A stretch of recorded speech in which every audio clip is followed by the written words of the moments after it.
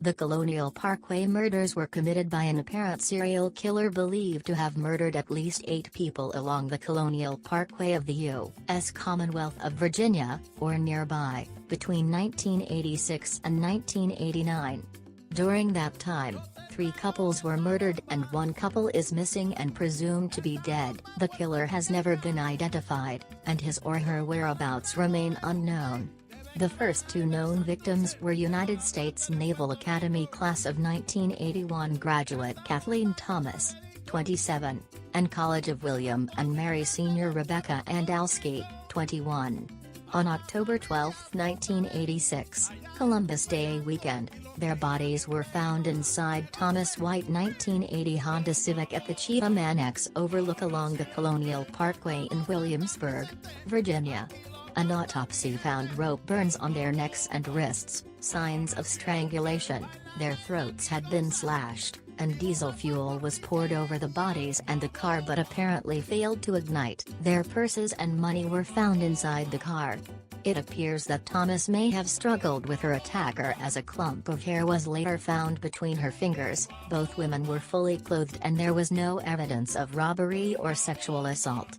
On September 22, 1987, David Knobling, 20, and Robin Edwards, 14, were found shot to death in the Ragged Island Wildlife Refuge, on the south shore of the James River in Isle of Wight County, near Smithfield, Virginia. Knobling's black Ford Ranger pickup truck was found at the refuge parking area next to the James River Bridge with the wipers and radio on and some articles of clothing inside. 3 days later, the 2 bodies were discovered by Knobling's father and a search party along the water's edge of the James River.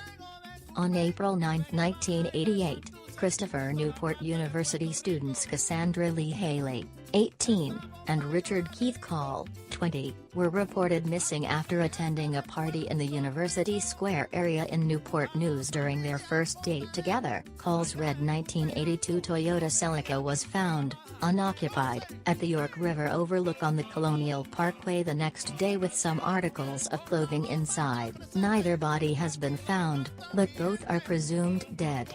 On October 19, 1989, the bodies of Anna Maria Phelps, 18, and Daniel Lauer, 21, were found in New Kent County by hunters in the woods near a rest area on Interstate 64 between Williamsburg and Richmond. Phelps had been dating Lauer's brother at the time they went missing on September 5, 1989, Labor Day weekend, when they vanished en route to Virginia Beach. The hunters discovered the bodies on a logging road about a quarter of a mile from Courthouse Road, a location about a mile from the I-64 New Kent rest stop where Lauer's gold 1972 Chevrolet Nova had been found heading in the wrong direction, away from their intended Virginia Beach destination.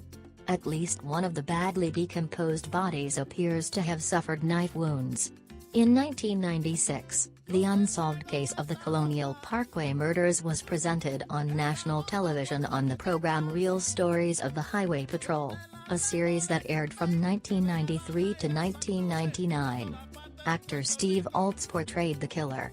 In 2007, the disappearance and presumed murder of Cassandra Haley and Keith Call were featured in the investigation discovery program Sensing Murder, whereby investigators brought in psychics Pam Coronado and Lori Campbell to gain new insights into the crimes.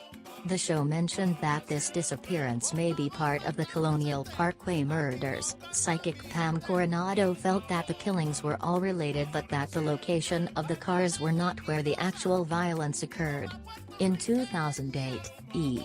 Entertainment Television presented a full-length documentary, THS Investigates Serial Killers on the Loose, which features a segment on the Colonial Parkway murders. In 2013, the Colonial Parkway murders were profiled in the investigation discovery television series Dark Minds, with host and true crime author M. William Phelps. In November 2015, the Colonial Parkway murders were featured in a 3-part podcast series produced by student journalists at College of William and Mary in Williamsburg, VA. In February 2016, journalist, attorney Allison Hope Weiner interviewed Bill Thomas, brother of murder victim Kathleen Thomas, as part of an overview of the Colonial Parkway murders on her Los Angeles-based show Crime Time. In February to May 2016, the Unsolved podcast in Baltimore, MD did a 4-part podcast series. Each episode focused on one of the double homicides in the Colonial Parkway murders. In August and September 2016, the Real Crime Profile podcast produced in Los Angeles, California ran a series with 4-hour-long episodes featuring retired FBI profiler Jim Clemente, writer, producer on Criminal Minds and New Scotland Yard behavioral analyst Laura Richards speaking with Bill Thomas, brother of Colonial Parkway murders victim Kathleen Thomas. In October 2016, there was extensive coverage of the 30th anniversary of the Colonial Parkway murders, including an 8-part multimedia presentation by the Daily Press newspaper. In January and February 2017, the Shattered Lives podcast featured 2 episodes with Parkway victims' siblings Bill Thomas, Joyce Call and Jennifer Phelps discussing the 30th anniversary of the Colonial Parkway murders and the status of the investigation. In September 2017, the True Crime Critique with host Jeremy Ryan welcomed Colonial Parkway murders brother and advocate Bill Thomas. In June 2010, the victims' families requested the assistance of a retired Milwaukee Police Department homicide detective, Steve Spingola, an investigator with a national reputation for excellence. After visiting the crime scenes, Spingola spoke with family members, tipsters, and law enforcement veterans.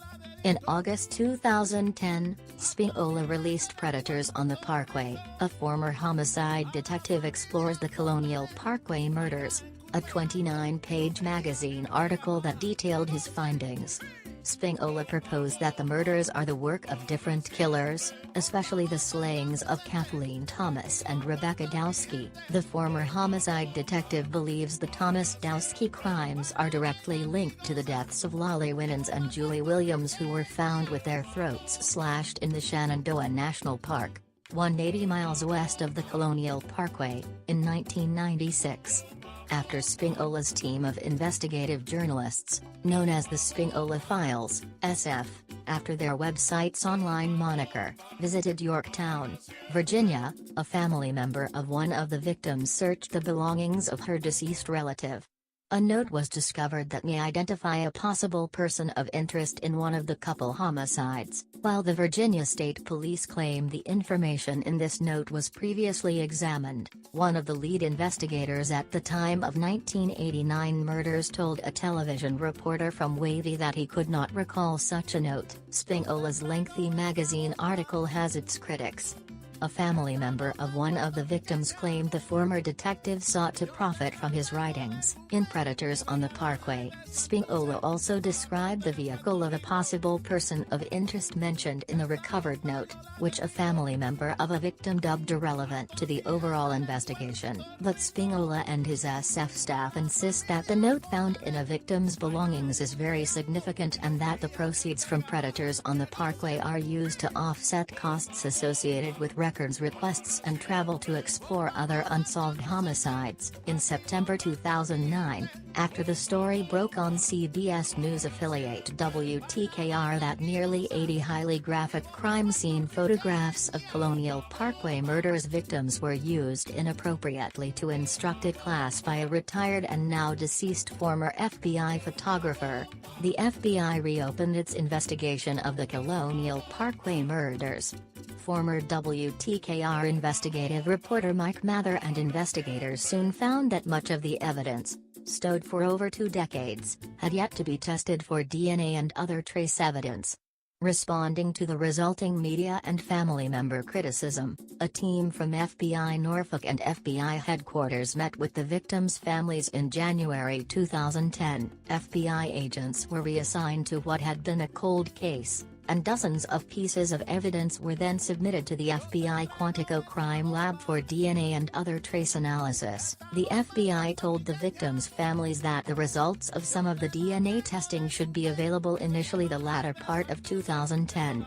Testing of additional crime scene evidence and interviews of suspects have continued through 2017. and the Colonial Parkway Murders families have requested new forensic techniques be utilized. As of June 2018, the killer or killers have not yet been identified, and the investigation continues. FBI and Virginia State Police investigators have speculated that the suspect might be a law enforcement officer, a National Park Service ranger or someone impersonating one, or perhaps a rogue operative from the Central Intelligence Agency, which has a training facility nearby at Camp Peary in York County. Some investigators believe the Colonial Parkway murders were committed by more than one perpetrator working as a team.